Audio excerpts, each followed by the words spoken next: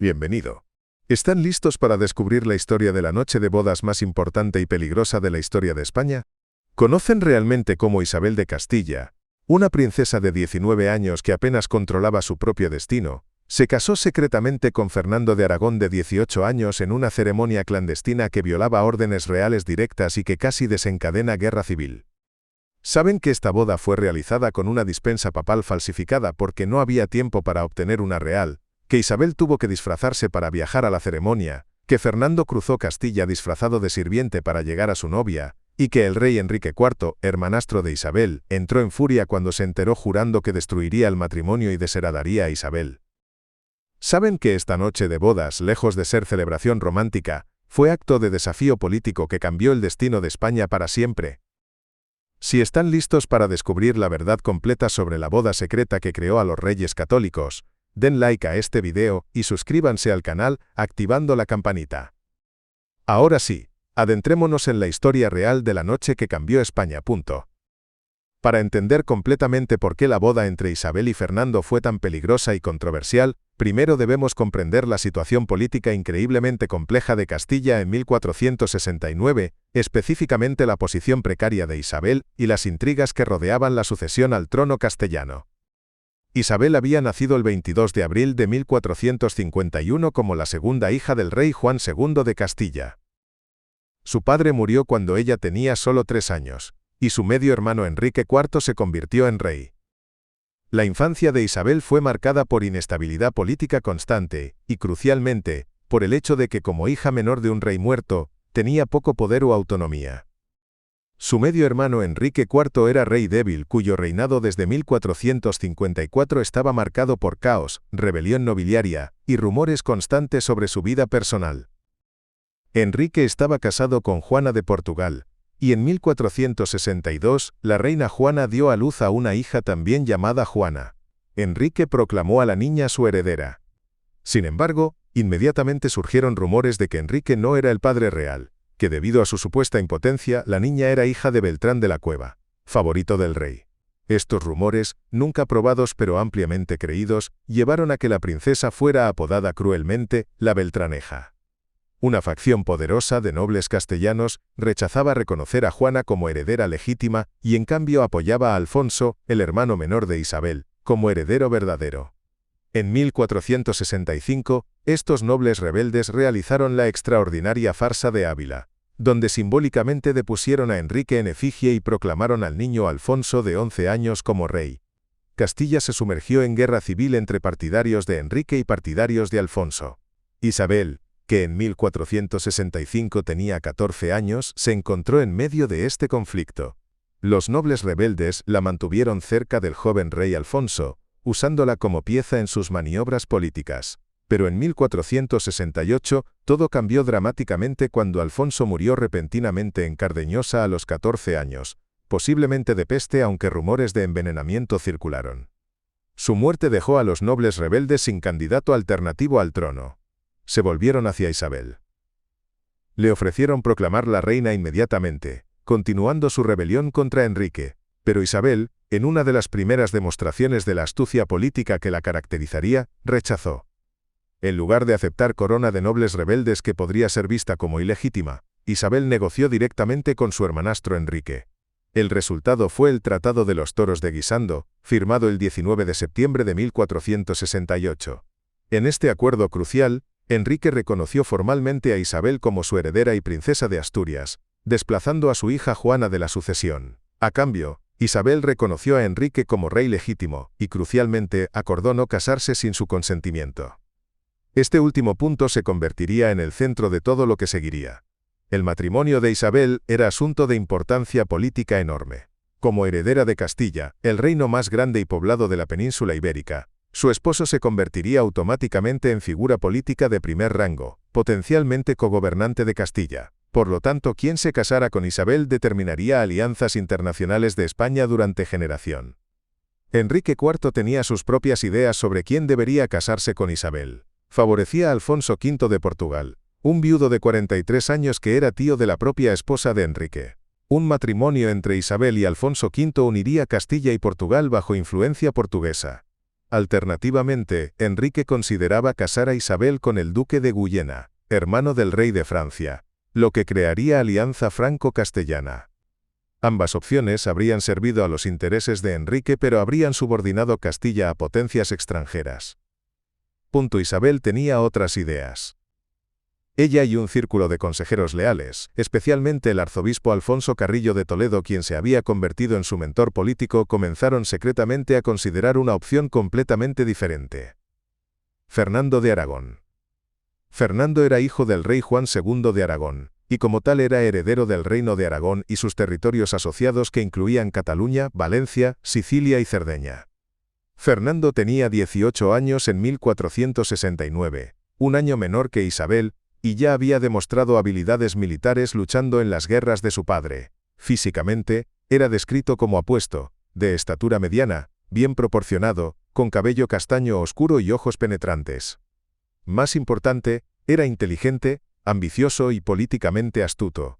Un matrimonio entre Isabel y Fernando crearía alianza entre Castilla y Aragón, los dos reinos más poderosos de España. En lugar de subordinar Castilla a Portugal o Francia, uniría a los reinos españoles. Esta visión de unidad ibérica era extraordinariamente atractiva para Isabel y sus consejeros. Había un problema masivo. Enrique IV nunca aprobaría tal matrimonio.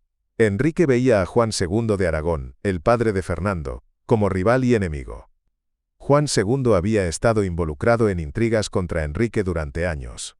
Permitir que el heredero de Aragón se casara con la heredera de Castilla fortalecería dramáticamente a Aragón a expensas de la autonomía castellana.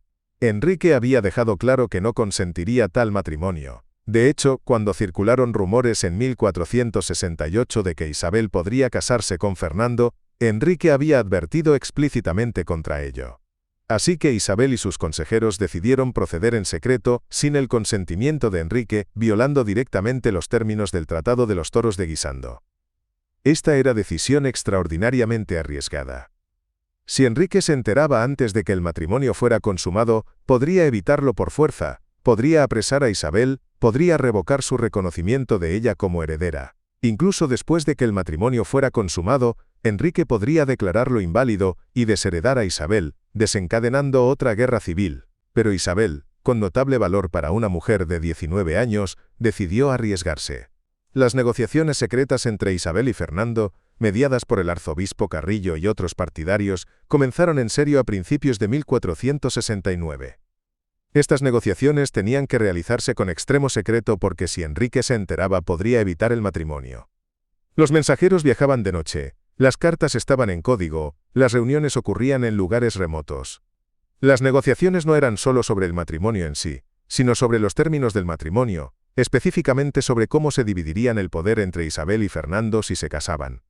Fernando y su padre Juan II naturalmente querían que Fernando tuviera autoridad máxima en Castilla después del matrimonio. En la mentalidad del siglo XV se asumía generalmente que el esposo gobernaría y la esposa sería subordinada. Pero Isabel y sus consejeros tenían ideas diferentes. Isabel era la heredera de Castilla por derecho propio. Fernando no tenía ningún derecho a Castilla excepto a través de su matrimonio con Isabel.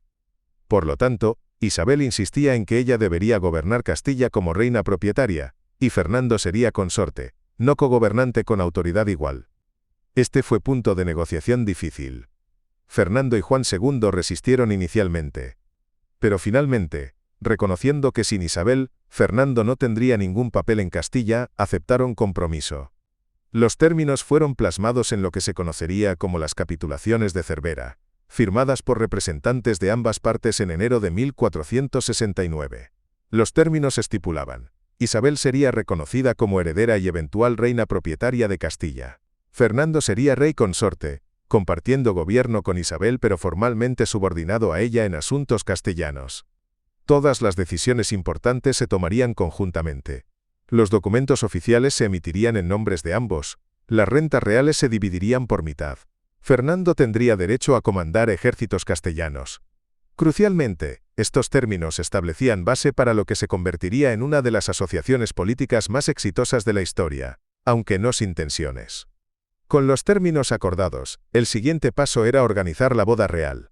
Esto planteaba desafíos logísticos inmensos. Fernando estaba en Aragón.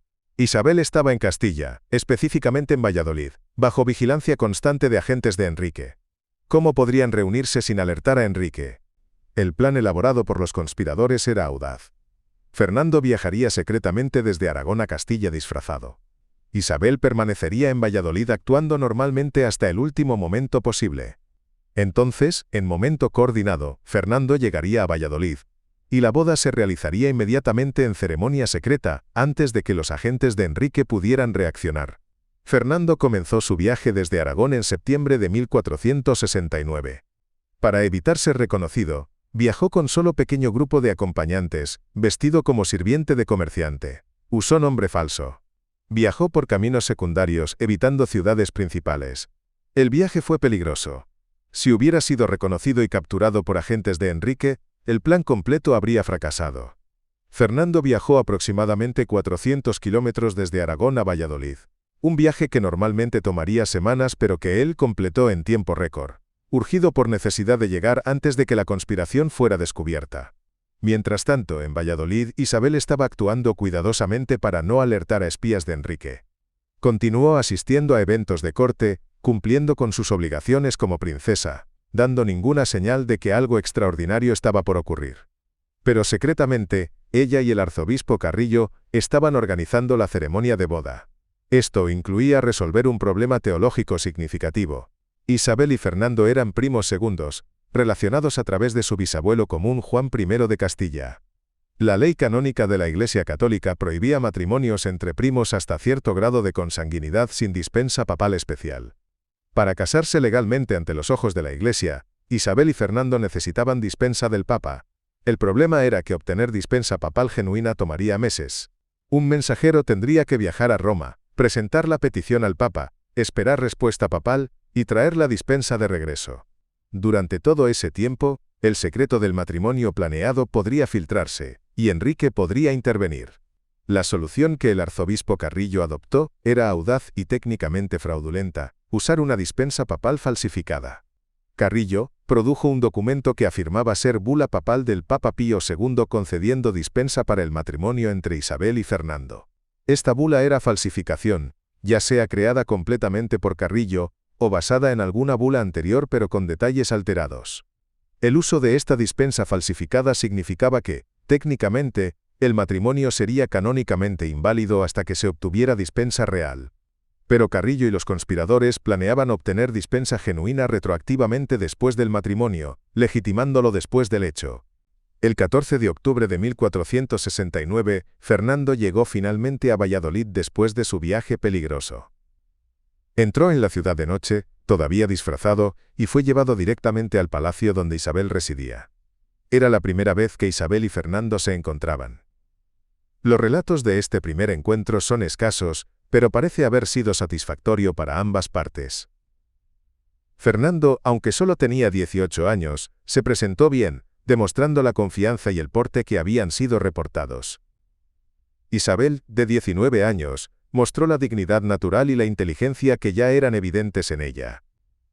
Aunque su matrimonio era enteramente arreglo político, parece que ambos estaban al menos agradablemente sorprendidos por el otro, sentando base para lo que se convertiría, si no en historia de amor apasionado, al menos en asociación de respeto mutuo y eventual afecto.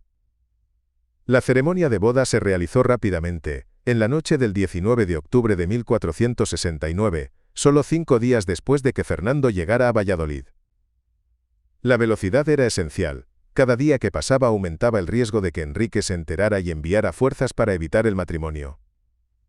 La boda tuvo lugar en el Palacio de los Vivero en Valladolid, residencia del noble Juan de Vivero, quien era uno de los conspiradores. La ceremonia fue pequeña y secreta, asistida solo por círculo íntimo de partidarios de Isabel.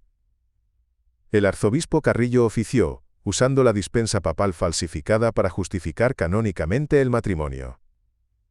Isabel llevaba vestido relativamente simple dado las circunstancias. No había tiempo ni era apropiado para ceremonias elaboradas que normalmente acompañarían la boda de heredera al trono. Fernando estaba vestido elegantemente pero no ostentosamente. Los votos fueron intercambiados. Las bendiciones fueron dadas. Y con esas palabras, Isabel de Castilla y Fernando de Aragón se convirtieron en marido y mujer. pero el matrimonio no sería legalmente completo hasta que fuera consumado. En el derecho matrimonial medieval, un matrimonio podría ser anulado si no había sido consumado. Por lo tanto, era crucial que Isabel y Fernando consumaran su matrimonio inmediatamente. Después de la ceremonia, la pareja fue acompañada a la cámara nupcial según costumbre de la época. La noche de bodas de Isabel y Fernando no fue simplemente asunto privado sino acto político con testigos. Según costumbre medieval en matrimonios reales, testigos esperaban fuera de la cámara nupcial para confirmar que la consumación había ocurrido. A la mañana siguiente, se inspeccionaban las sábanas nupciales para evidencia física de consumación y, crucialmente, de la virginidad de la novia.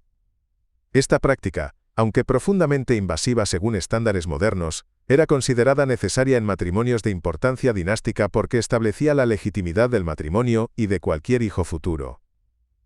Las crónicas de la época confirman que el matrimonio fue consumado la noche del 19 de octubre de 1469. Isabel y Fernando habían pasado el punto de no retorno. Ahora estaban casados ante los ojos de Dios y la ley, y nada que Enrique hiciera podría deshacer ese hecho sin causar escándalo masivo y posiblemente cisma con la Iglesia. Pero eso no significaba que Enrique no intentaría castigar a Isabel por su desafío. Durante los siguientes días, las noticias del matrimonio comenzaron a filtrarse fuera del círculo íntimo de conspiradores. Para finales de octubre, toda Castilla conocía la noticia explosiva. La princesa Isabel se había casado secretamente con Fernando de Aragón sin consentimiento del rey. La reacción fue instantánea y polarizada. Los partidarios de Isabel celebraban. Veían el matrimonio como unión brillante que uniría Castilla y Aragón, fortaleciendo España contra enemigos externos. Veían en Isabel y Fernando pareja joven, capaz y decidida que podría restaurar orden a Castilla que había sufrido bajo reinado débil de Enrique. Pero los partidarios de Enrique, y especialmente aquellos que habían respaldado el matrimonio propuesto entre Isabel y Alfonso V de Portugal, estaban furiosos. Y el más furioso de todos era el propio Enrique IV. Cuando Enrique se enteró del matrimonio entró en ira. Isabel había violado directamente los términos del Tratado de los Toros de Guisando al casarse sin su consentimiento. En su perspectiva, Isabel había cometido acto de traición y desafío imperdonable contra su autoridad real. Enrique inmediatamente tomó acción para castigar a Isabel. El 25 de octubre de 1469, solo 6 días después de la boda, Enrique emitió proclamación formal revocando su reconocimiento de Isabel como heredera. Declaró que Isabel había violado los términos del Tratado de los Toros de Guisando, y por lo tanto había perdido su derecho a ser considerada princesa de Asturias. En su lugar, Enrique restauró a su hija Juana, la Beltraneja, como su heredera reconocida. Este acto de Enrique desencadenó lo que se convertiría en crisis sucesoria de 15 años que solo se resolvería con guerra civil después de la muerte de Enrique. Isabel se encontró repentinamente en posición incluso más precaria que antes de su matrimonio. Era cierto que ahora tenía a Fernando como esposo y aliado, y detrás de él el poder de Aragón. Pero también había perdido su reconocimiento oficial como heredera de Castilla, estaba en desgracia con el rey, y enfrentaba la perspectiva de que cuando Enrique muriera, Juana la Beltraneja sería proclamada reina en lugar de ella, respaldada por Portugal y potencialmente Francia. Los meses siguientes al matrimonio fueron extremadamente difíciles para Isabel y Fernando. Enrique confiscó muchas de las rentas que Isabel había recibido como princesa de Asturias. Ella y Fernando se encontraron con recursos financieros limitados, dependiendo de la generosidad de nobles partidarios. Tuvieron que moverse frecuentemente, residiendo en castillos de aliados nobles, nunca quedándose demasiado tiempo en un lugar por temor a que fuerzas de Enrique los atacaran. A pesar de estas dificultades, los primeros meses del matrimonio fueron período en el cual Isabel y Fernando comenzaron a desarrollar la asociación política que los caracterizaría. Pasaron estos meses no en luna de miel romántica sino en intensas discusiones políticas, planeando estrategia para el futuro. Fernando demostró ser exactamente el tipo de socio que Isabel necesitaba, inteligente, decisivo en asuntos militares, dispuesto a escuchar el consejo de ella en asuntos políticos, y igualmente comprometido con la visión de una España unificada bajo su gobierno conjunto. Había tensiones, por supuesto. Fernando, criado con expectativa de que gobernaría, a veces chafaba bajo los términos de las capitulaciones de Cervera que lo hacían formalmente subordinado a Isabel en Castilla. Isabel, por su parte, tenía que equilibrar constantemente su insistencia en sus derechos como reina propietaria, con la necesidad de mantener a Fernando comprometido y valorado como socio. Pero notablemente, lograron hacer que la asociación funcionara. Mientras tanto, trabajaban para resolver el problema de la dispensa papal falsificada. Enviaron emisarios al Papa en Roma explicando la situación. Se habían casado usando dispensa que resultó ser irregular, pero su matrimonio había sido consumado. Estaban comprometidos el uno con el otro, y necesitaban que el Papa validara retroactivamente su unión con dispensa real. Esta era petición delicada porque esencialmente estaban admitiendo que habían procedido con matrimonio usando documentación fraudulenta. El Papa de la época, Pablo II, y luego su sucesor Sixto IV, consideraron la petición. Había complicaciones políticas. El rey Enrique envió sus propios emisarios al Papa argumentando que el matrimonio había sido ilegal y pidiendo que el Papa lo declarara nulo. Pero finalmente en 1471, el Papa Sixto IV emitió dispensa genuina validando retroactivamente el matrimonio entre Isabel y Fernando. Esta dispensa eliminaba cualquier duda canónica sobre la validez del matrimonio. Isabel y Fernando estaban ahora completa y legalmente casados ante los ojos de la Iglesia. La dispensa papal de 1471 fue victoria crucial para Isabel y Fernando. Eliminaba cualquier posibilidad de que Enrique o sus partidarios pudieran argumentar que el matrimonio era inválido por razones canónicas. Pero la batalla política apenas comenzaba. Enrique seguía siendo rey de Castilla, seguía respaldando a Juana la Beltraneja como su heredera, y seguía intentando aislar y debilitar a Isabel. Durante los siguientes 3 años, de 1471 a 1474, la situación permaneció en impasse tenso. Enrique controlaba el aparato del Estado castellano y sus recursos. Pero Isabel y Fernando, operando desde su base de poder más limitada, gradualmente construían red de partidarios nobles que veían en ellos el futuro de Castilla. Durante este período, Isabel dio a luz a su primera hija, también llamada Isabel, en octubre de 1470, apenas un año después del matrimonio. El nacimiento de un hijo fortalecía posición de Isabel y Fernando, demostrando que su línea dinástica continuaría. En 1474, la situación cambió dramáticamente. El rey Enrique IV, que había estado en mala salud durante meses, murió en Madrid el 11 de diciembre de 1474. Su muerte desencadenó inmediatamente la crisis sucesoria que había estado gestándose durante años. Enrique había muerto sin resolver claramente la cuestión de la sucesión. Su testamento era ambiguo. Mencionaba a Juana como su hija pero no especificaba explícitamente que ella debería sucederlo, dejando espacio para interpretación. Isabel, que estaba en Segovia cuando recibió noticias de la muerte de Enrique, actuó con velocidad decisiva que demostraba que había planeado cuidadosamente para este momento durante años. Solo 2 días después de la muerte de Enrique, el 13 de diciembre de 1474, Isabel se proclamó reina de Castilla en ceremonia en Segovia. La proclamación de Isabel como reina fue acto de audacia extraordinaria. No esperó por ningún proceso de confirmación o elección. No consultó con las Cortes de Castilla. Simplemente se declaró reina por derecho propio como heredera legítima de Enrique. La ceremonia fue cuidadosamente coreografiada para proyectar poder real absoluto. Isabel salió de la Catedral de Segovia vestida en ropas reales completas. Crucialmente, llevaba no solo el cetro, símbolo tradicional de autoridad real femenina, sino también la espada desnuda de justicia, símbolo tradicionalmente reservado para reyes masculinos.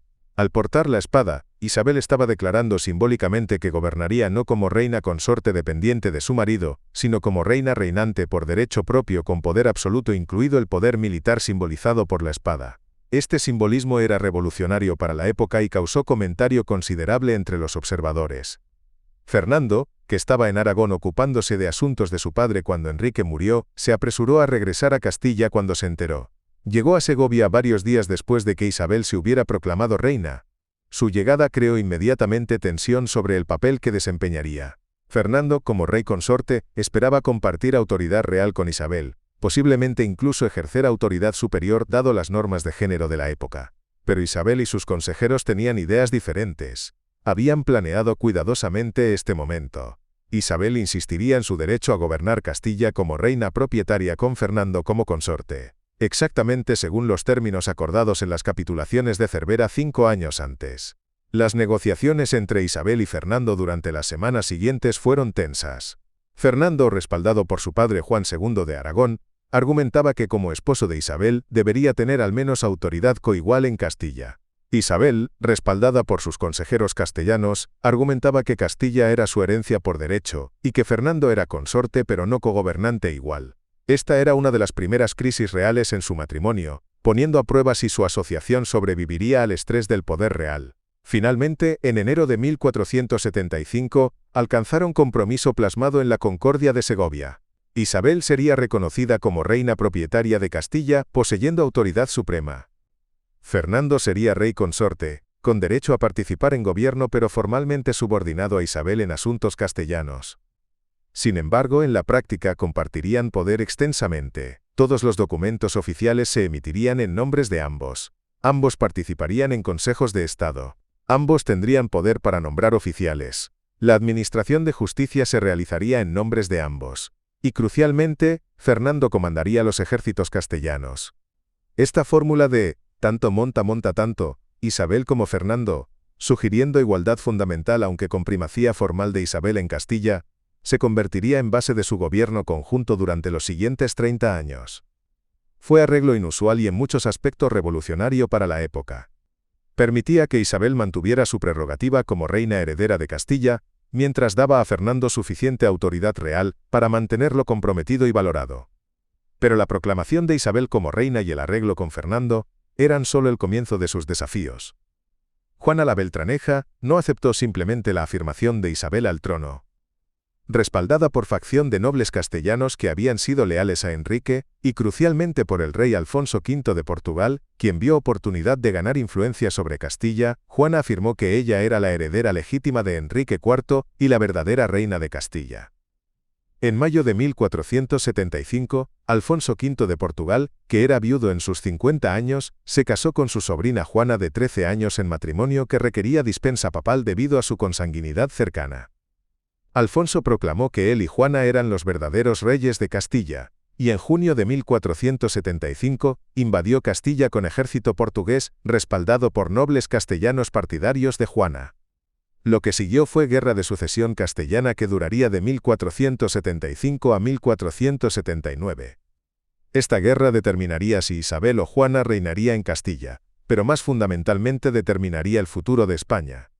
Si Juana ganaba, Castilla caería bajo dominio portugués, y la unión de Castilla y Aragón que el matrimonio de Isabel y Fernando había hecho posible, nunca ocurriría. La historia de España sería completamente diferente. Pero esa es historia para otro video. Esta es la historia completa de la noche de bodas más importante de la historia española, como Isabel de Castilla de 19 años y Fernando de Aragón de 18 años se casaron secretamente en ceremonia clandestina el 19 de octubre de 1469, usando dispensa papal falsificada, desafiando órdenes directas del rey Enrique IV, como su matrimonio casi inmediatamente llevó a que Isabel fuera desheredada. Como pasaron 5 años construyendo su alianza política mientras vivían en relativa pobreza y bajo amenaza. ¿Fue Isabel heroína valiente que arriesgó con acento agudo todo para casarse con el hombre correcto para España? ¿O fue política calculadora que violó su palabra al rey para avanzar su ambición? ¿Fue el matrimonio secreto acto romántico de dos jóvenes enamorados? ¿O fue simplemente alianza política pragmática entre dos adolescentes ambiciosos que apenas se conocían? ¿Fue correcto que Isabel insistiera en gobernar como reina propietaria con Fernando como consorte, o debería haber aceptado las normas de género de su época y permitido que Fernando gobernara? Déjenme sus opiniones en los comentarios.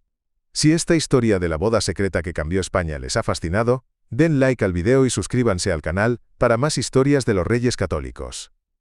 Nos vemos en la próxima historia.